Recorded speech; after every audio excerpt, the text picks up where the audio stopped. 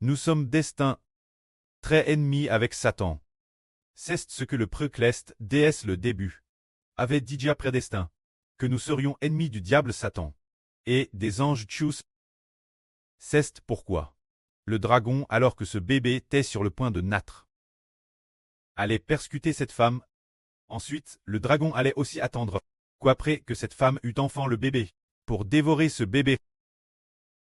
Mais quand ce grand dragon, il ne put dévorer ce bébé, lisons cela. Il est dit ici. Le dragon se tint devant la femme qui allait accoucher, afin de dévorer son enfant, déesse qu'elle l'aurait mis au monde. C'est-à-dire que l'enfant auquel cette femme a donné naissance, et le frère Eshber, et les frères Essur Clest. En attendant que nous soyons NS de l'esprit, et puis, lors de la résurrection des morts, il veut dévorer nous, ses enfants. Mais le grand dragon ne peut pas l'emporter sur nous. Car Dieu nous aide.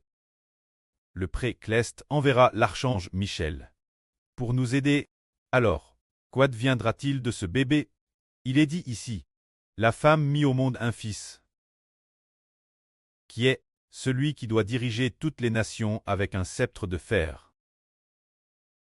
Enlève vers Dieu et vers son trône.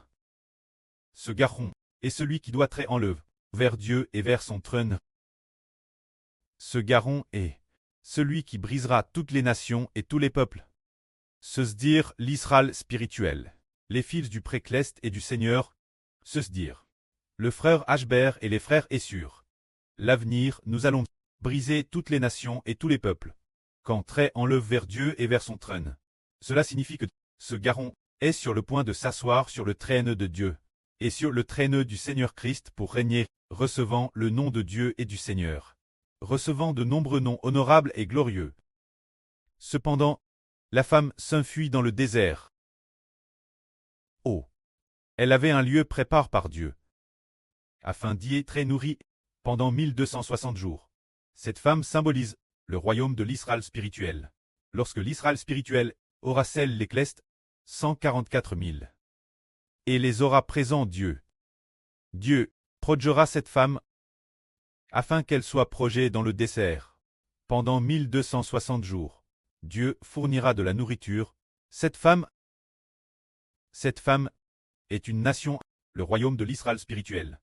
Parce qu'elle a offert les 144 000, Dieu va fournir la nourriture spirituelle de la vérité aux enfants de la nouvelle terre, de la nouvelle alliance. Quand cette femme, juste après, une autre guerre éclata. Il est dit ici, il y eut alors un combat dans le ciel. Michel et ses anges combattirent contre le dragon. Et le dragon et ses anges combattirent aussi. Ce sont les deux camps de la guerre. L'un tend le grand dragon, et l'autre tend l'archange Michel. Cet archange Michel, dans le livre du prophète Daniel, il est prophétisé.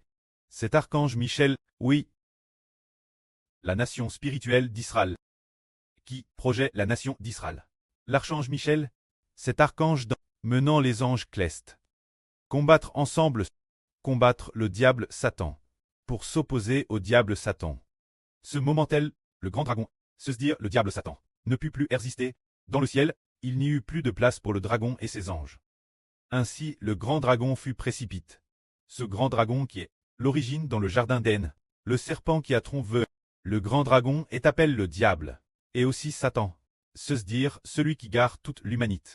Le grand dragon fut précipité sur la terre, et les anges qui le suivaient furent aussi précipités avec lui.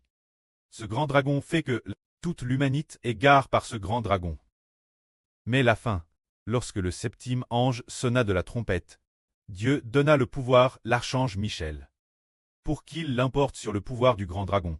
Finalement, le grand dragon et les anges qui le suivaient furent précipités sur la terre.